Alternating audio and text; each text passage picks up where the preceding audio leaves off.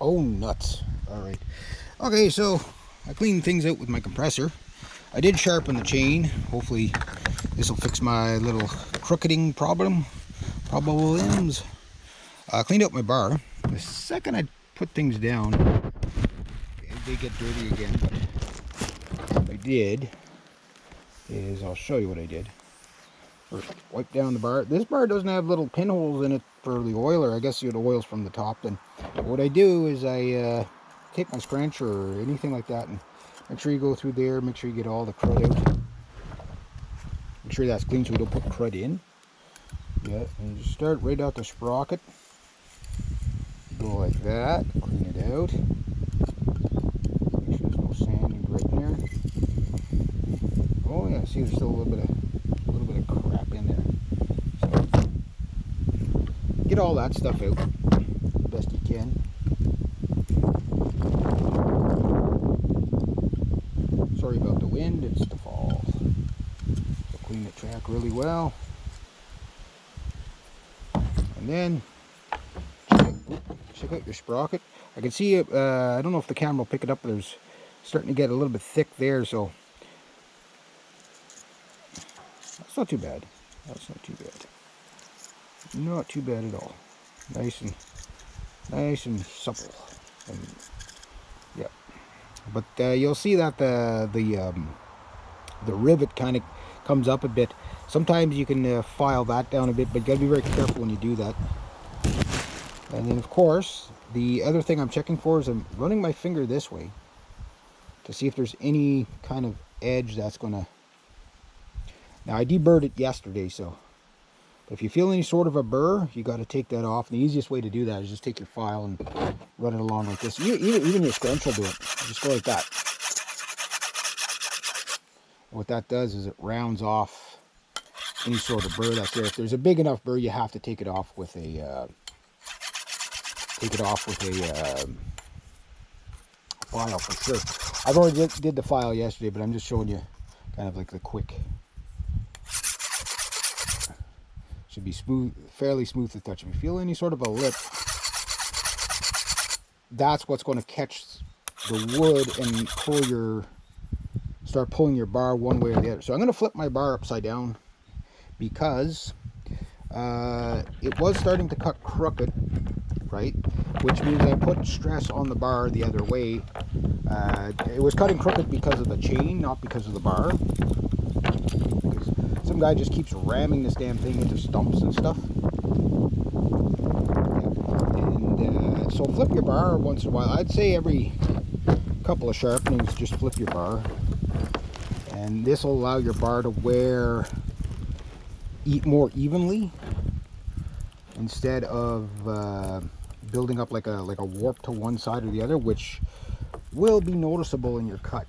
And you'll be halfway through the log and your saw is going to be jammed in your log, and you'll think, okay, well I got to sharpen the chain again, and because this thing's cutting crooked, and it's not. It's your bar's crooked.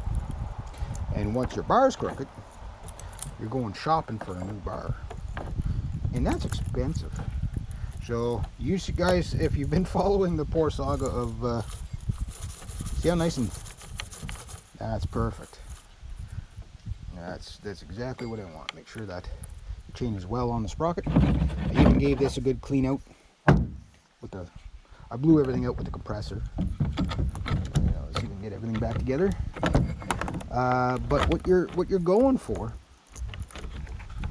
okay, is what you're going for is getting this bar back on there. Is that everything fits in the there we go. That's what we're talking about. Okay, that's what we're talking about. Get that like that. Oh, nuts. My camera just about got taken out by a leaf. It is the fall after all. The fall after all. So now you have, it's an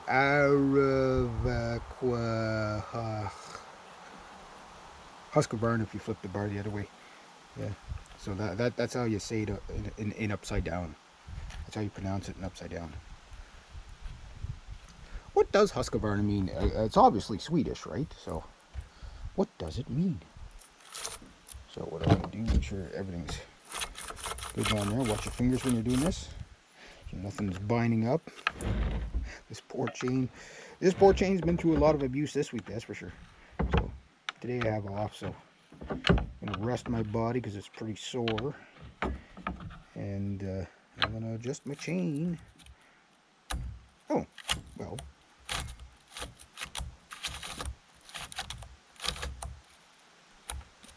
That's about right where I wanted it. Okay, then fine. I'll do that. I'll do that. And also too, I forgot to show you, but when you have it apart, check out your brake ring. You know, the condition of that. Keep that thing clean so that it works, functions properly. So yeah. So I usually go about 3 or 4 teeth. So that tooth and that tooth. Yeah. I tighten my chain. I'll show you how. Oh yeah, I've got lots of time. So you can see when I pull up on it, I got tension because every chain runs tight at one spot. Definitely not that spot. So okay, okay, that chain's too loose now. So where's the tight spot? Okay, so I didn't quite have it right where I want. I thought I did. But basically, what I can do, there like that. And these 3 teeth here, or the groove doodadders. When you pull on them, about 3 of them should come up. So there we go. So about like that. That's about snug. Tighten this again. Your chain runs a little loose. It's not a big deal. A little loose is better than a little too tight anyway. So my scrunch went flying. Watch out for flying scrunches on this show. So there we go. So yeah, about that. So there and there comes out. That's good. It might even be a little on the tight side, but once it gets going and the chain warms up, it'll be just about right. And that's about where I run my chain.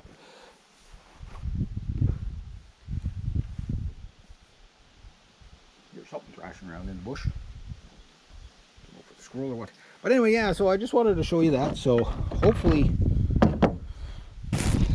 by flipping the bar, doing my rakers, trying to get the teeth back close to, they feel sharp at the tip there, so that's good. So it's just getting the angle of the tooth back to where it's supposed to be. And again, this thing is hit metal, it's hit you know, sand, everything like that. So it's not, I'm not surprised that it started cutting crooked. So, but it should be good for the next cut. Should be hopefully not cutting too crooked. And if it is, okay, well, I'll just play around with the chain until I get it filed right. Sometimes you file too much on one side, it'll cut crooked. Sometimes you file too much on the other side, it'll cut crooked the other way. And then of course, sometimes if your bar, you know, starts going crooked, you flip the bar and sometimes it kind of counters it. But at some point you do wear all these things out. I've been pretty hard on this side. I'm not gonna lie to you, like, not hard on it revs wise in that sense. Like, I always know where to control my revs, but hard on it kind of you know, taking out stumps and stuff with it. This is the saw I designated for the abuse. So unfortunately, poor saw. This saw I don't abuse at all. Like, this saw is like, because this is the saw to come save this saw whenever it gets stuck in something, which hasn't happened yet. And I gave that one, I gave Mini Beast here a little sharpen up. This one, because he barely gets dull, I only did like 3 swipes on each tooth, and can't remember the last time I had to do the rakers, but the rakers are still good on this one. So the rakers are good on this one now. So if it's still cutting crooked, then it's just a matter of sharpening the chain and getting the teeth more even. There you go.